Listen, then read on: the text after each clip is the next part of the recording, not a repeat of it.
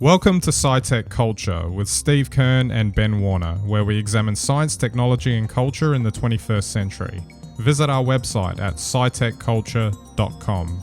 So I was thinking the other day that, we all have our, curiosity about, where we came from, perhaps, what's our DNA ancestry, and you can see where I'm going with this now, that, there's all these companies that have been out for a while that have, promoted, you find out what your ancestry is. You might find out some obscure percentage of DNA from way back when, maybe you're part Neanderthal, whatever. It has been something that's been part of the culture, I guess, for a while. Like you can do one of these DNA tests. Sounds innocuous and fun and whatever. Of course, do you want to call it like anything in tech these days? Because it's kind of a not tech per se, but that kind of startup mentality of where one of the most biggest one of these companies, 23andMe, is in a bit of trouble at the moment, and it kind of maybe you could see it coming, maybe potentially as a worst case scenario. But now that the company is facing bankruptcy, and there's a potential for all the genetic data that they've accumulated over the years doing all this DNA testing, etc., for customers, could potentially be bought up by some random third party, and then all of a sudden your DNA is in the hands of someone else that you've got no idea what they're going to do with, which, to be cynical, they're going to sell you more advertising maybe. That's the way it seems to be going. But I mean, obviously, your brain can go straight to a lot of nefarious kind of things too, like insurance companies blocking healthcare access, or, paying for healthcare access or whatever. Take your pick. That's probably the obvious one. But I don't know, I never really, I don't know, I think we've ever even talked about this sort of stuff before, but I was never really into it anyway. I kind of like the idea of, trying to figure out, like, what you're made of, basically. Essentially, the only options were through these private companies, and if it's a private company, something like this can happen. Oh, 100%. And I just want to wind back a bit on this, because the article you sent through was really interesting, and it actually referenced, how the mood was very different in 2016 to how it is today. And I think that's actually the real narrative here. The dangers are really clear. I mean, there's no more IP for a person, any human or in fact any living individual, than their DNA. And, to put that out there is one thing, but to sign it over to someone else, I mean, really, even if you think the worst thing that can happen for you is advertising, but I guess they'll start selling you a whole lot of pharmaceuticals for conditions that you're likely to develop in the next 10 years. So, but, to think that's what's happened here. But initially, no one was that concerned. There was that euphoria. This technology is finally here. You can find out about who you are, where you come from, perhaps even a little bit about health conditions that you might want to consider or work hard to avoid. And it sounded so good. It was cheap for the first time, and it was something we could all do. It was almost seemed like a democratization, until, of course, you sign those terms and conditions, which you don't really think about too much. And they're probably no different to signing on for Apple or Google. And the next thing you know, you don't know where your DNA or your data, your personal IP has gone. And it's gone, and it's being monetized. Personally, I think if somebody actually challenged this in court, even though it's a data sharing agreement and you've signed off on it, I think the reality is that there is a human rights case that your DNA cannot be profited from without you receiving a share of that profit.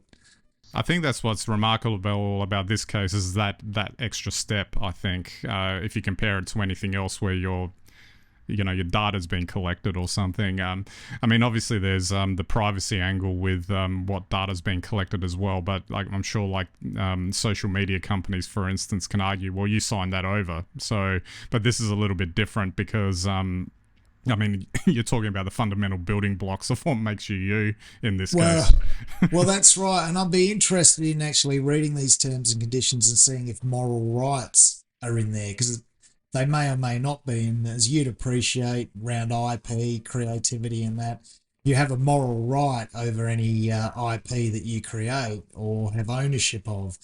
And if they haven't been signed off, that potentially would be something that you could use to prevent them selling on to third party or taking advantage from having your data.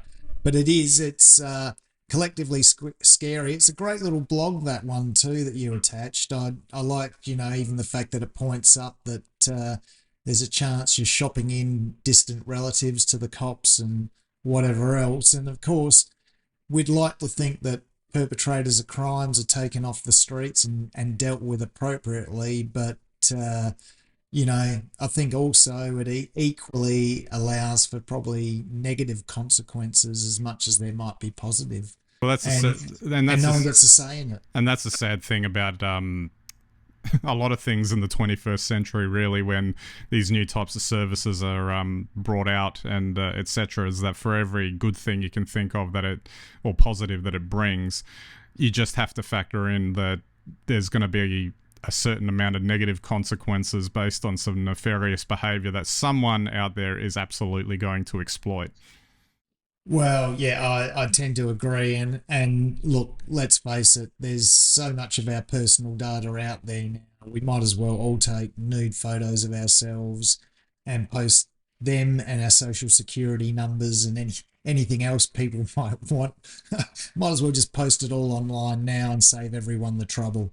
And then it makes the playing field equal. I think when you've got to go to the other extreme now. So when one or two entities have control of your personal data, that's a problem for you. I think if everyone has the personal data out there, then maybe that's a problem for those companies. Just we'll try and reverse it. Absolutely. That might be maybe a tenuous segue into our next topic about filing and folder structure, whether they can keep track of all these things. But anyway, this story was quite amusing, just about upcoming generations that are potentially having some problems with files and folder structure because they're not really aware of what's actually going on. And they in this particular story from The Verge, there was a teacher, an astrophysicist who was teaching an engineering course, and they laid out the assignment correctly, but then they found that student after student was calling for help, and then they thought it was an easy fix, and but it turned out, where did they store all their material? Where was it? And when she was asking about files and folder structure, etc., she was just getting blank looks back. Obviously, it's amusing. You don't want to go too harsh on upcoming generations, but you can't really blame them, can you? Because if they're coming through with knowing only, say, phones, tablets, a lot of the software that's designed now is designed to go away from files and folder structures. Yes, there are still laptops that people use. Windows, Mac OS, whatever you use, has files and folder structure that you have to grapple with. But if you're basically just using these mobile devices all the time, they're not designed around files and folder structures. So maybe, give it another couple of iterations and maybe it's a non-issue. Who knows? Well, yeah, I think you're right. When the only thing you do these days is search, and they should appear, there you go. I think the other thing that goes hand in hand with not understanding folder structures is also not understanding actually how to name files appropriately, so you can find them using a basic search function like you might find on Apple or Windows. I think the big fail here, though, is Microsoft Copilot can't find anything, and that's got AI. I would have thought in the modern age you should just be able to tell Copilot, look for a file on this, and it should be able to find it. But it's worse than any other search function in Windows, I think. I think, to look at the positives of that, you can see that you can potentially get to a scenario in the future where files and folder structures aren't required if the search functionality is like 100% robust in its ability to return the information that you need. So, I mean, that's almost got that science fiction element too that you would have seen in shows and movies where, you know, you're not looking up a file table, you know, a folder table or anything like that. All you're doing is, hey, give me the photo of when I was at this restaurant in January 2015, and it should be able to just find it for you and pop it up rather than you scrolling through, you know, a folder structure. Well, I think that's really interesting what you say, because I think the answer is yes, but I think about the consequences of what you just said. Like, just find me a folder from find me an image from January at restaurant, you know, Africa or something like that. Now, if I had a file structure, or even in my mind a way to file these things consistently, which I'd say people of our age, Ben, probably do, I guess that wouldn't be too much of a drain. But if you think everyone's searching that way using AI simultaneously, we'll need 10 nuclear power plants globally to power that. Like, you know, I'm not, I mean, that will chew up a lot of AI power. And while, you know, everyone will sit around applauding how amazing this AI is it really achieving a boost in productivity, I wonder? Well, I guess that means that our brains don't get taxed. We're outsourcing it to the AI. Well, that's the thing that worries me about humanity now. If the purpose of AI is just simply to take it easy and not to tax ourselves, then maybe there's no benefit in AI. I thought AI was meant to, you know, push us further and harder. Absolutely. Absolutely. Alrighty, and our just our last topic today, I thought this was actually relevant for us specifically, that YouTube is taking a baby step towards labeling authentic videos, I guess with a mark or whatever, and they've got some specific requirements around that. It doesn't seem like it's going to be coming anytime soon, although they're working on it. And I obviously thought about it in our context because I was thinking, oh, does that mean we have to go through a process now to be, you know, labeled authentic SciTech Culture people? You know, because, you know, if you get it, people need to know that it's us, you know, not some maybe like, you know, I guess there's probably enough videos for an AI to generate, you know, brand new topics that we've never discussed before between everything we've said over the years, I'm sure. And we wouldn't want that labeled as authentic. Oh, it could save us a bit of time and make us more productive, though. Absolutely. Just you know, pop the question in. Just you know, get us talking about actually get us talking about Apple products for 20 minutes. I'm sure it could probably find you know, an appropriate amount of dialogue to mine there. So what I wasn't clear on reading this article, but I found really fascinating was, I get it. Okay, so it can tell that a real camera was used to shoot us. But if I have a Pixel phone and, you know, I put somebody else's eyes on mine or a smile on my face when I'm not smiling, will it detect that? Does it detect the post, you know, like, I guess, effects that I could put on? Well, it would seem that if it's the metadata still lines up properly, it won't. That's right. So I was thinking. So I get it. If you use one of the fake generators to, you know, stick a head on a body or whatever, I get that. But does it work the other way around?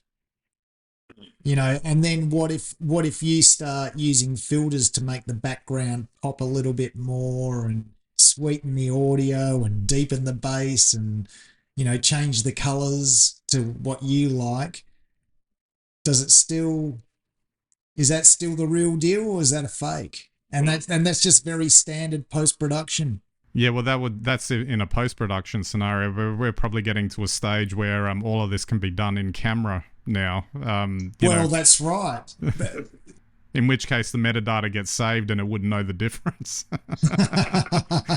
It's an interesting discussion actually about that, but you would think that maybe this is why it's a baby step. There might be some more thinking that has to go into it. Oh, I think there would. I mean, I think it's a good step, and it was interesting to see the hardware manufacturers are taking those steps so that you know that it was, a particular camera but, you just wonder of all the ways, as you say, it could happen all in camera, but just as much it can be done in post, which is probably a pretty archaic way of thinking about it these days, that you'd actually take that video out, but that would still have all the original meta of being shot. And I wonder if, then change colors or pop someone else's head on. Is it going to know? Is it going to know? It's and what about green screens or keying in backgrounds? Again, this is why it's a baby step. There's probably a whole lot of variables that they need to consider before going in there. Unless maybe we just have to put like in our official statement into YouTube, and have it passed or something by their moderators or something. Yeah, it's a really interesting question, and everyone talks about fakes as if it's fake generators or rogue actors doing it, but Google Pixel allows you to fake in phone, and yet that's a feature. It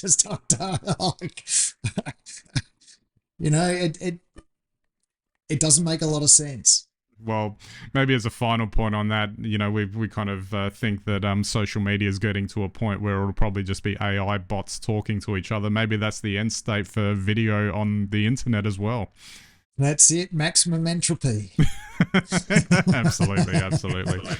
All right, Steve, we might wrap it up there. Going to make sure that this authentic video gets online. Well, good luck with that. But I'm looking forward to our first AI cast as well. Absolutely. All right, so that's it for this week's episode. We'll catch you next time.